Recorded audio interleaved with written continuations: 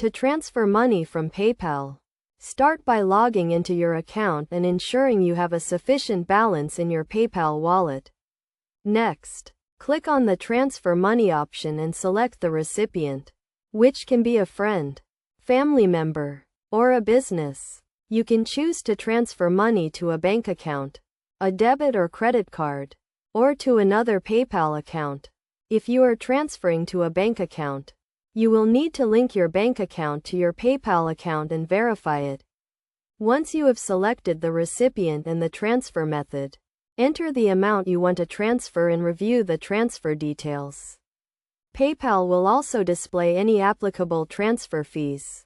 After reviewing the transfer details, click the Transfer button to complete the transfer. The transfer time will depend on the transfer method, with transfers to debit cards typically being instant, while transfers to bank accounts may take a few days.